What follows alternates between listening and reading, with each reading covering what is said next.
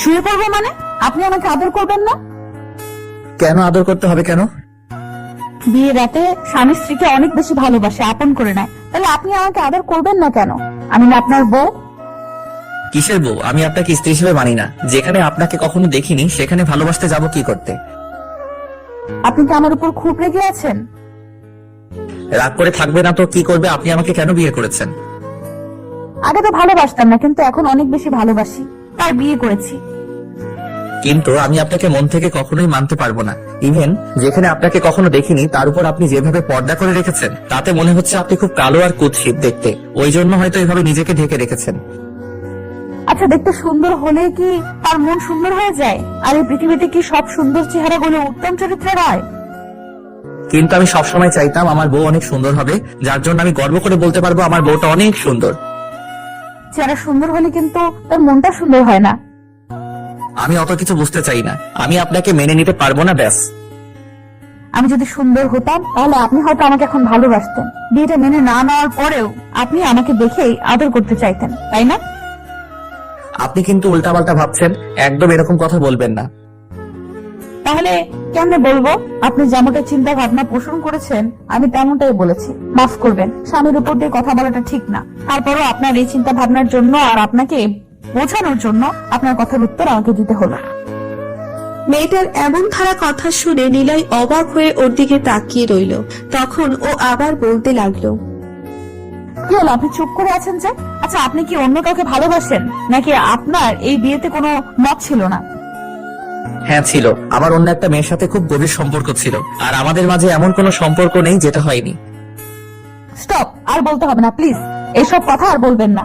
দেখেন, আপনি বিয়ের আগে অনেক অন্যায় করে ফেলেছেন, এর জন্য উপরওয়ালার কাছে আপনার মাফ চাওয়া প্রয়োজন। আর আপনি আমাকে বিয়ে করবেন না, স্ত্রী হিসেবে মানতে পারবেন না, সেটা আপনি আমাকে একটাবার বলতেই পারতেন, কিন্তু না বলে উল্টো বিয়েটা করে নিলেন। তাহলে এখন আমাকে মানতে পারবেন না কেন? এত কিছুর পরও আপনার আমাকে স্বামী হিসেবে চাই? আমি না বিয়ের আগে অনেক বড় অন্যায় করেছি, পাপ করে ফেলেছি। আমার মতো বাজে ছেলেকে আপনি ভালোবাসবেন, বিয়ে করে নিলেন, তাহলে আপনাকে সবাই খারাপ বলবে না যে আপনি একটা বাজে ছেলেকে স্বামী হিসেবে পেয়েছেন, যার কিনা অভ্যাস ছিল মেয়েদের সাথে এরকম বাজে কাজ করা, তাদের সাথে প্রেমের সম্পর্ক করে বেড়ানো? ও, তার মানে আপনি আমার সামনে নিজেকে খারাপ খারাপ বানানোর জন্য এরকমটা বলেছেন, তাই না? আমি খুব সহজেই বুঝে গেছি কেন এরকমটা বলেছেন। আপনি কি করে বুঝলেন আমি নিজেকে শুধু শুধু খারাপ বানানোর জন্য এরকমটা কথা বলছি? সব কথা মুখে বলে দিতে হয় না, কিছু কথা বুঝে নেওয়া যায়, এটা তো সিম্পল বিষয়। তাছাড়া আপনি বললেন না এই বিয়েটা মানেন না, আমাকে স্ত্রী হিসেবে মানতে পারবেন না, যেখানে আপনি আমাকে কখনো দেখেননি, তারপরও আমি কালো না ফর্সা সেটা আপনি জানেনই না, ওই জন্য আপনি আমাকে মেনে নিবেন না। ইভেন বিয়েটা আপনি করতেই চাচ্ছিলেন না, ওই জন্য আমি যেন আপনাকে ভুল বুঝি, আপনাকে বাজে ভাবে, সেজন্য আপনার থেকে দূরে সরে যাই। তাই আপনি আমার সামনে এইভাবে নিজেকে ছোট করলেন, তাই না? দেখেন, মানুষ নিজেকে ছোট করলেই তো আর সে ছোট হয়ে যায় না, সে কেমন কি তার পরিচয় সেটা তার ব্যবহারেই বোঝা যায়। তাছাড়া আমার বিশ্বাস আপনি এমন কোনো কাজ করতে পারেন না। কিন্তু আপনি তো আমাকে কখনো দেখেননি, আর আপনি আমার বিষয় জানলেন কি করে আমি এমনটা করতে পারি না? সবার জন্য সবকিছু দেখতে হয় না, আর বুঝতেও হয় না। আর আমি আপনাকে না দেখেও আমার বড় ভাইজান আপনাকে দেখেছিল, দূর থেকে ফলো করতো, আপনি কেমন কোথায় জানার চেষ্টা করতো, তাই ভাইজান সবটা জানতো। তার উপর যদি আপনারা আব্বু আম্মু আমাকে পছন্দ করেছিল আর আমার হাতগুলো আপনার জন্য চেয়েছিল, তখন আমার আব্বু আম্মু বারণ করতে পারেনি। তার মানে সবটা প্ল্যান করেই করেছিল। তাহলে যখন আপনি জানতেন আমি ইসলামিক শিক্ষায় শিক্ষিত নই, জেনারেল লাইনে পড়াশোনা করেছি, আর আপনার মতো করে আপনাকে ভালোবাসতে পারবো না, আপনার মনের মতো হব না, তাহলে আপনি আমাকে বিয়েটা কেন করলেন?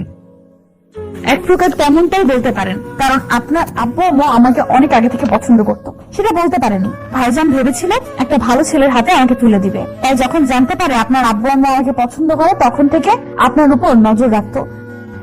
ভেবেছিল ওনাদের সাথে কথা বলবে, তার আগে আপনার আব্বু আম্মু বাসায় গিয়ে কথা বলে। তাছাড়া জেনারেল লাইনে পড়লে যে সে ভালো হবে না, তার শিক্ষা দীক্ষা নেই, সে ইসলামিক শিক্ষায় শিক্ষিত হতে পারবে না, তেমনটা কিন্তু নয়। আর আপনি এখন হয়তো একটু ভুলের পথেই আছেন, কিন্তু আস্তে আস্তে সবটা ঠিক হয়ে যাবে। উপরওয়ালা কখনকার হেদায়েত রেখেছে সেটা একমাত্র উনিই জানেন। আর যতদূর শুনেছি আপনি কোনো বাজে কাজ করতে পারেন না। আপনি এত শিওর হলেন কি করে আমি আপনাকে একটা সময় ভালোবাসবো আর আপনার কথাতে আপনার মতোই চলবো? আপনি কোথায় শুনলেন আমি কোনো বাজে কাজ করিনি? আমি কোনো বাজে ছেলে না। বললাম না, নিজেকে যে ছোট বানানোর চেষ্টা করে সে কখনো বাজে হতে পারে না। আর আমি তো আপনাকে এখনই আমার মতো আপনাকে চলতে বলিনি। উপরওয়ালার খেয়াল খুশি মতো চললেই হবে। আমি কারোর উপর দায়িত্বের বোঝা চাপিয়ে দিতে চাই না। আমার ভালোবাসাটা দিয়ে আপনাকে পাল্টে দিতে চাই। এটাকে যদি আপনি আদেশ, নিষেধ কিংবা দায়িত্ব ভাবেন তাহলে আপনার ভুল ধারণা। আমি আপনাকে কোনো কাজে জোর করব না। যে ছেলে কিনা মাদ্রাসায় গিয়ে ছোট বাচ্চাদের সাথে সময় কাটাতে পারে, এতিমখানায় গিয়ে নিষ্পাপ শিশুদের খাওয়াতে পারে, সে ছেলে কখনো বাজে হতে পারে না। আমার চিন্তাধারায় আসে না সে কখনো বাজে কাজ করতে পারে। আপনি এসব জানতে পারলেন কি করে? আমি যে মাদ্রাসায় যাই, ওই ছোট বাচ্চাগুলোর সাথে খেলা করি, ওদের সময় দেই। আমার বড় ভাইজান আপনার সম্পর্কে সব খোঁজ খবর রেখেছে। আর আব্বু আম্মু কি না জেনে আপনার সাথে বিয়েটা দিয়েছে? আর আপনার আব্বু আম্মু বলেছিল যে আমার সাথে আপনার বিয়ে হলে আপনি আস্তে আস্তে পাল্টে যাবেন। আপনার ভেতরে সেই পাল্টানোর চেষ্টাই আছে, কিন্তু এই সমাজ আপনাকে পাল্টাতে দিচ্ছে না। আপনার বন্ধু বান্ধব আপনাকে সব থেকে দূরে রাখতে চাইছে, কিন্তু বিয়ের পর আপনি ঠিকই বুঝতে পারবেন যে কোনটা আসল জীবন। সামনে দাঁড়িয়ে থাকা মেয়েটার বড় মুগ্ধকর কথা শুনে নিলয় মাথা নিচু করে রইল। ওদের বিয়েটা এক প্রকার হুটহাট করে হয়ে যায়। আর বিয়ের 1 সপ্তাহ আগে নিলয় জানতে পারে একটা মাদ্রাসায় শিক্ষিত মেয়ের সাথে ওর বিয়ে। আর মেয়েটা নাকি খুব ভদ্র সভ্য। নিলয় ওকে বিয়ের আগে দেখেনি। আব্বু আম্মু দেখে আর বলেছিল মেয়েটাকে দেখতে নাকি বেশ ভালোই, কিন্তু নিলয় সেটা বিশ্বাস করেনি। ও জানে আব্বু আম্মু সব সময় ওর বিরুদ্ধে গিয়ে কাজ করে, কিন্তু সেটা ওর ভালোর জন্য করে নিলয় বুঝতে পারে না। আসলে নিলয় ভেবেছে মেয়েটা কালো আর বাজে দেখতে হবে, তাই বিয়েটা করতে চাচ্ছিল না। কিন্তু আব্বুর রাগারাগিতে নিলয় বিয়েটা করতে বাধ্য হয়েছে। আর আয়েশাকে নিলয়ের আব্বু বলে দিয়েছিল নিলয় বাসর ঘরে আসলে ওর সাথে হয়তো সিন ক্রিয়েট করতে পারে। তাই আয়েশা নিলয়কে কোনো কিছু বলার সুযোগ না দিয়ে এরকম একটা কথা বলল।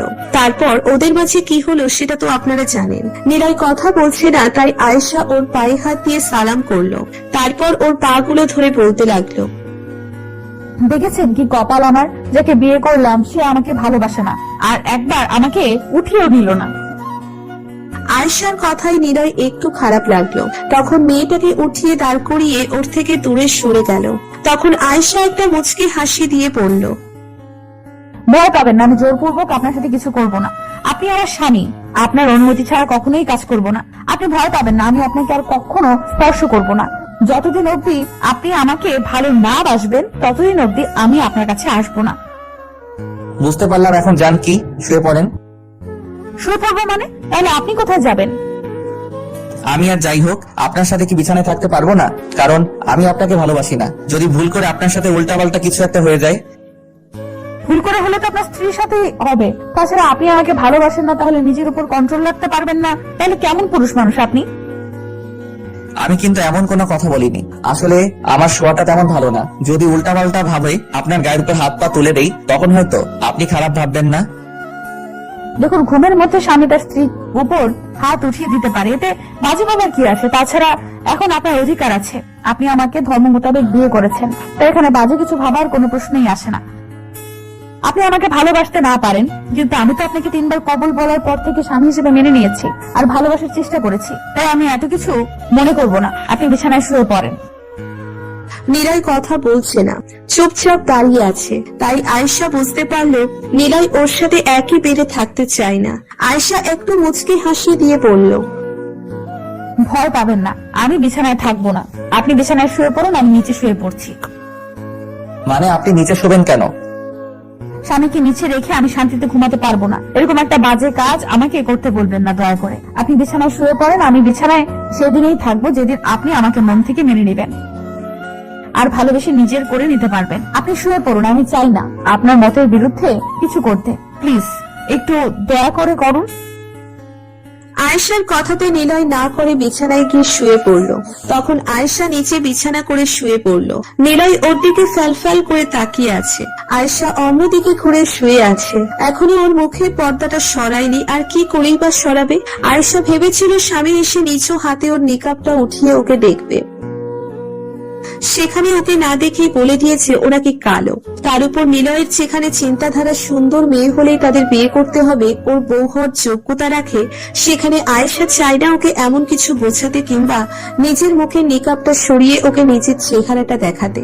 সেই ইচ্ছেটাই ওর মরে গেছে।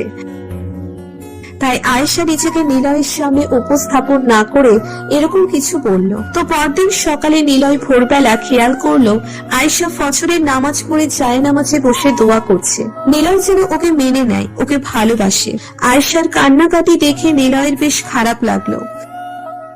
তারপরও চুপ করে রইল। একটা সময় নিলয় আবারও ঘুমিয়ে পড়ে। তো সকাল 9টার দিকে কেউ একজন এসে নিলয়কে ধাক্কা দিয়ে ডাকতে লাগলো। কয়েকবার ডাকলে ও চোখ খুলে তাকালো, আর চোখ খুলে যাকে দেখলো তাকে দেখার পর নিলয়ের হুঁশই উঠে গেল। নিলয়ের মনে হচ্ছিল ও কোনো স্বপ্নের মধ্যে আছে, কারণ ওর সামনে যে মেয়েটা দাঁড়িয়ে আছে তাকে দেখতে একদম হুর পরীদের মতো। কেমন যেন চেহারাটা নূরের মতো জলজল করছে, যার জন্য নিলয় তাড়াহুড়ো করে উঠে বসলো। এমন কিছু বিশ্বাস হচ্ছিল না, তাই নিলয় চোখ ডলতে ডলতে আবার মেয়েটার দিকে তাকিয়ে বলতে লাগলো, আপনি এখানে? স্বামীর রুমে তো স্ত্রী থাকে, এটা প্রথম জানেন আপনি? স্ত্রী মানে? ও, আপনি তো আমাকে কালকে রাত্রে দেখেননি, আর বিয়ের আগেও দেখেননি, আর আমি চাইছিলাম না বিয়ের আগে আপনি আমাকে দেখেন। তখন আপনার অধিকারটা না থাকলেও এখন আপনার সম্পূর্ণ অধিকার আছে আমার মতো একটা কালো আর কুৎসিত মেয়েটাকে দেখার। আর হ্যাঁ, আপনি কালকে যাকে বিয়ে করেছেন, যাকে স্ত্রী হিসেবে মানতে পারবেন না বলেছিলেন, আমি এসে। নিলয় কথা বলছে না, তাই আয়েশা মুচকি হাসি দিয়ে বলল, নিন উঠুন, এখন থেকে আর এত বেলা অব্দি ঘুমাবেন না দয়া করে। একটু ইবাদত বন্দেগীও তো করতে পারেন সকাল সকাল উঠে। আর আব্বু আম্মা আপনাকে ডাকছে, চলুন খেয়ে নিবেন। আজকে প্রথম দিন তাই ডেকে তুলিনি, কিন্তু কালকে থেকে ফজরে ডেকে দিব। আয়েশা কথাগুলো বলে রুম থেকে বেরিয়ে গেল। তখন নিলয় উঠে ফ্রেশ হয়ে নিল আর ভাবতে লাগলো, কি একটা ভুল করলো কালকে। এত সুন্দর একটা মেয়েকে আব্বু আম্মু ওর বউ করে এনেছে, এত সুন্দর একটা মেয়েকে আব্বু আম্মু ওর বউ করে এনেছে, আর ওকে না তাকে একটা বার না দেখে এরকম ভাবে উল্টোপাল্টা মন্তব্য করলো। তো খাওয়া দাওয়া শেষ করে নিলয় রুমে চলে আসে। দেখে আয়েশা ব্যালকনিতে দাঁড়িয়ে কিছু একটা ভাবছে। তখন নিলয় বলে, একটু শুনবেন?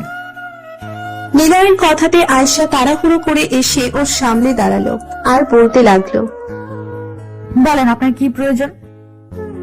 আয়েশা এরকম বিহেভিয়ার দেখে নিলয় কালকে রাত থেকে মুগ্ধ হয়ে যাচ্ছে। কালকে রাতে আয়েশা যেভাবে নিলয়কে বোঝালো, তাতে করে ওর মনে হচ্ছে বিয়েটা করে ওর জীবনের সবচেয়ে বড় সারপ্রাইজ পেয়ে গেছে।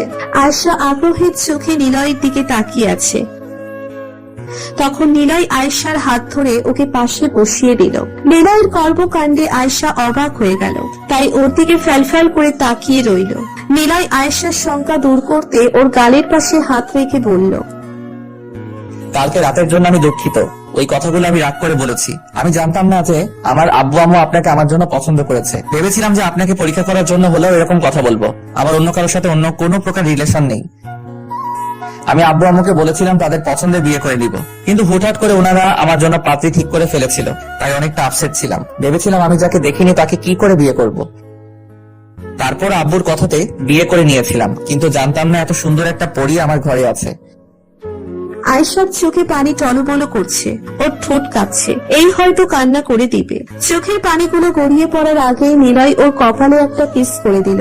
সাথে সাথে আয়েশা নিলয়কে খুব শক্ত করে জড়িয়ে ধরলো আর বলতে লাগলো, জানেন কালকে কতটা ভয় পেয়ে গিয়েছিলাম। ভেবেছিলাম আপনি আমাকে কখনোই মেনে নেবেন না। আমার কতটা কষ্ট হয়েছে কালকে রাত্রে আপনার থেকে দূরে থাকতে, জানেন? কিন্তু কালকেই তো আমাদের বিয়ে হলো। তাতে কি, 3 বার কবুল বলার পর থেকে আমি আপনাকে নিজের সবটা ভাবতে শুরু করেছি। আব্বু আম্মুর কথা মতো এখান থেকে তুমি আমাকে নিজের মতো করে গড়ে নিও। আমি তোমার কাছে পৃথিবীর সবচেয়ে ভালো স্বামী হয়ে দেখাবো। তোমার কথা মতোই চলবো। আমি আপনাকে অনেক ভালোবাসবো, দেখবেন। আমিও তোমার ভালোবাসার উত্তম প্রতিদান দেওয়ার চেষ্টা করব। আমাদের ভিডিওটি কেমন লেগেছে তা কমেন্ট করে জানাতে ভুলবেন না। আর ভিডিওটি যদি ভালো লেগে থাকে তাহলে একটি লাইক করুন আর সাবস্ক্রাইব করে আমাদের পাশেই থাকুন। ধন্যবাদ সবাইকে আমাদের পাশে থাকার জন্য।